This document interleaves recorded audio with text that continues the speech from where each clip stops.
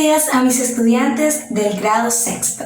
El día de hoy veremos una nueva temática correspondiente al cuarto periodo académico 2020 según la malla curricular.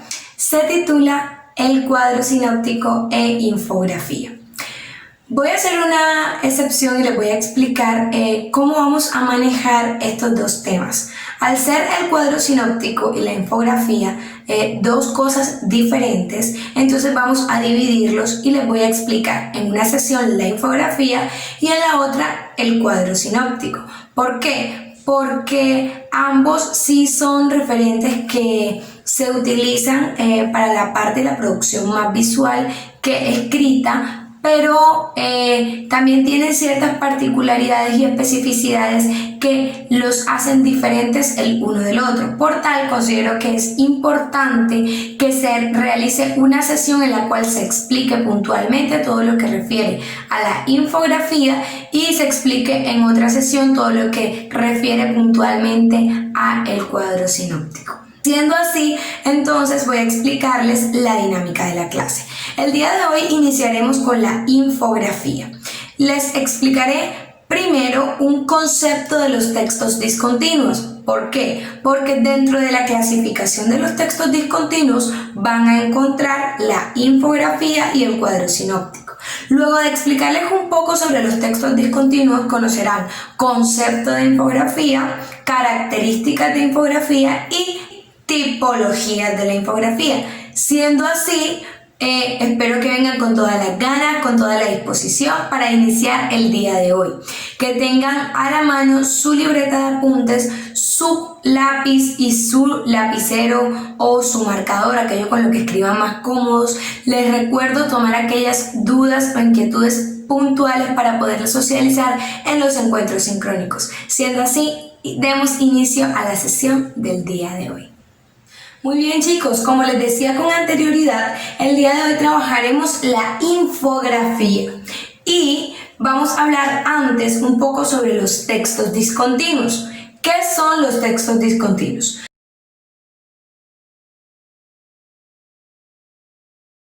Los textos discontinuos son aquellas producciones que no son o no cumplen con una estructura o una linealidad o una secuencialidad que conocemos normalmente en los tipos de texto. Por ejemplo, usualmente en un texto expositivo o en un texto argumentativo encontramos el inicio, el desarrollo y la conclusión o la argumentación. En un texto discontinuo no vamos a encontrar eso porque no sigue esa secuencialidad o esa linealidad del texto comúnmente. El texto discontinuo es a base de imágenes y poco texto. Simplemente tiene ciertas ideas, ciertas oraciones que me van a servir para complementar las imágenes y esas oraciones yo las voy a organizar dependiendo mi intencionalidad comunicativa como autor. Y ya teniendo en cuenta esa intencionalidad comunicativa, qué es lo que quiero dar a conocer, qué es lo que quiero dar a entender a mi interlocutor, entonces yo voy a escribir esas pequeñas ideas. Son realmente ideas muy cortas, son oraciones muy cortas que van relacionadas con cada imagen. Entonces aquí la coherencia va a existir entre el tema, la frase o la oración y la imagen que estamos realizando. Lo que hacemos entonces en un texto normalmente es que elaboramos la cohesión y la coherencia a partir del primer texto o el primer párrafo, que es el párrafo de introducción.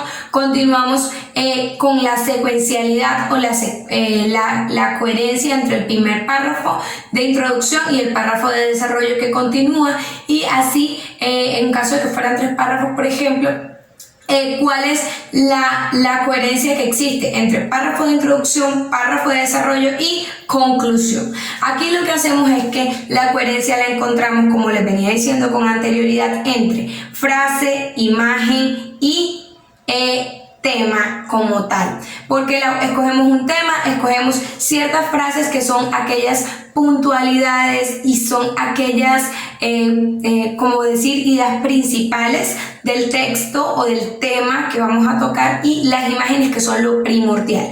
En el texto discontinuo no vamos a encontrar la secuencialidad a la que estamos acostumbrados, y por tal su estructura en su cohesión y coherencia varía a como ya se las expliqué anteriormente. Entonces, dentro de esta clasificación de los textos discontinuos vamos a encontrar el cuadro sinóptico y la infografía. La infografía es un tipo de texto discontinuo. Ahora bien, es necesario que yo les explicara grosso modo qué son los textos discontinuos para que supieran que del texto discontinuo, que es el hiperónimo, vamos a encontrar la infografía, que es un tipo de texto discontinuo, vendría siendo un hipónimo de los textos discontinuos. Siendo así, pasemos al concepto de infografía.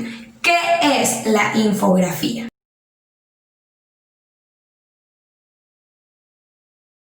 Hablamos de la infografía como una herramienta de comunicación o de publicidad principalmente. Es una herramienta publicitaria porque usualmente o en su generalidad se utiliza para la publicidad de ciertas marcas, de ciertos objetos, de ciertas cosas o de ciertos productos y servicios. Entonces, es una herramienta principalmente publicitaria que consiste en un resumen visual de una temática o de las puntualidades o especificidades principales que resaltan esa temática, ese producto, ese servicio del que estamos hablando. Yo puedo elaborar una infografía de cualquier tipo de cosa, es real, y puedo utilizar una infografía no solamente para publicidad, para marketing, sino también que puedo utilizarla con un carácter más educativo, solamente porque estoy dando una información, porque estoy brindando una información, porque quiero dar a conocer algo, sí.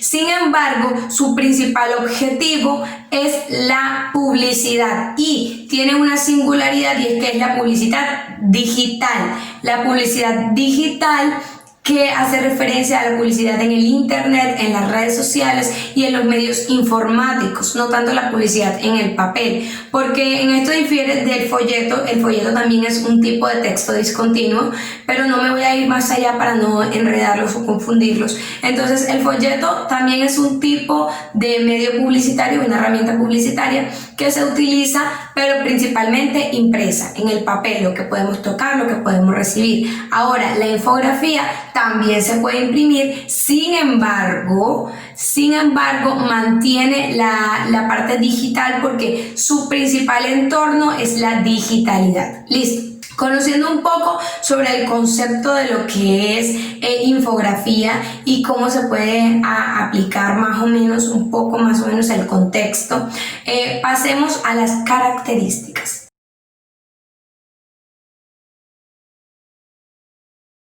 Tenemos una principal característica de la infografía, y es que proporciona información atrayente, nueva y de calidad.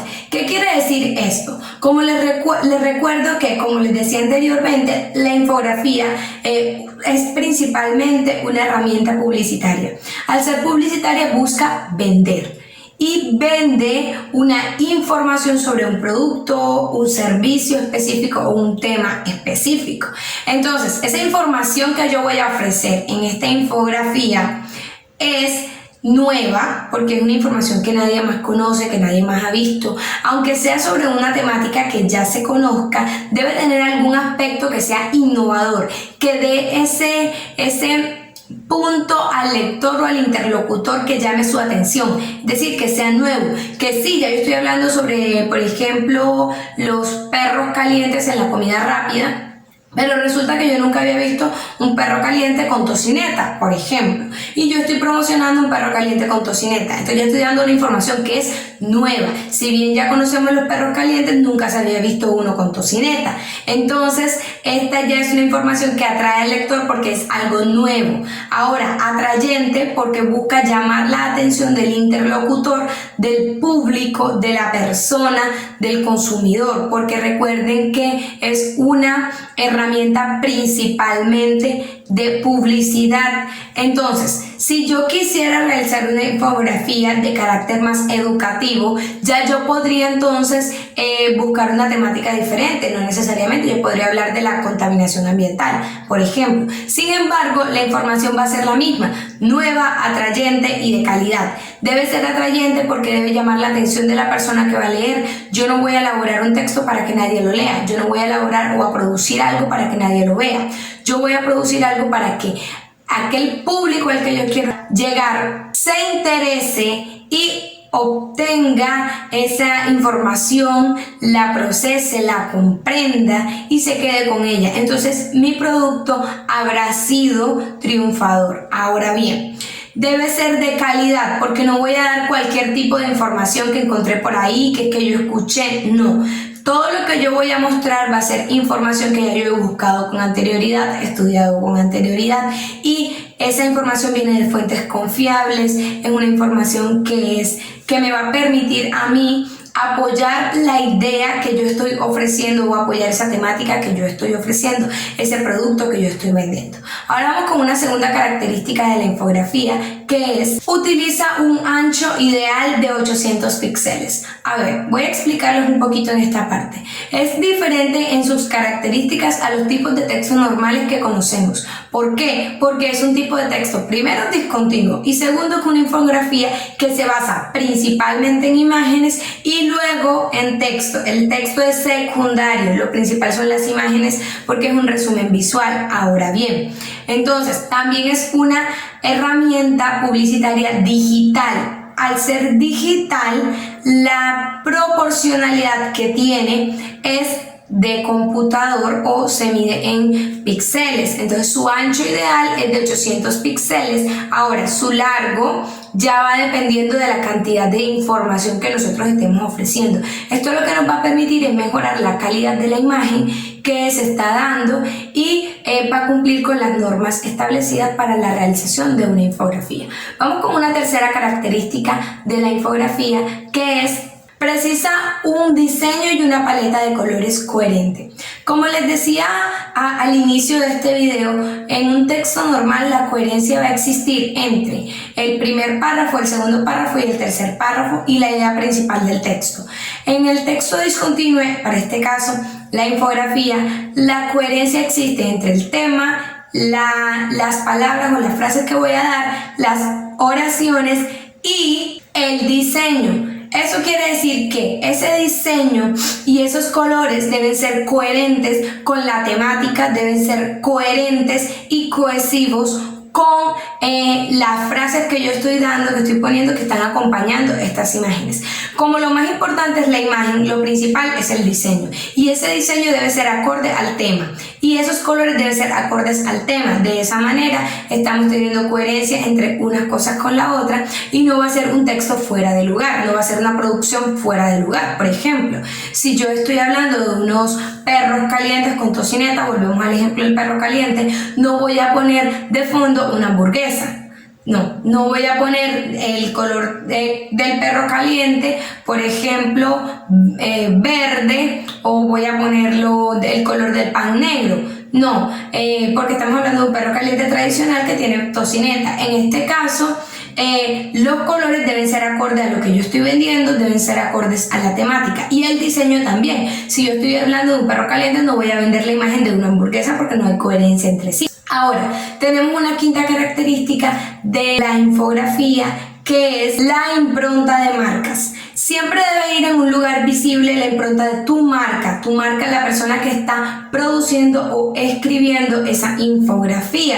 Debe ir usualmente en la mitad, en una esquina, pero que sea en un lugar visible, y esa marca debe verse para que la persona que esté leyendo sepa de quién es la empresa, de qué empresa o de qué persona ha producido esa infografía. Vendría siendo como los derechos de autor que tiene la producción de la infografía como tal. Listo, conociendo las características principales de la infografía, pasemos entonces a las tipologías.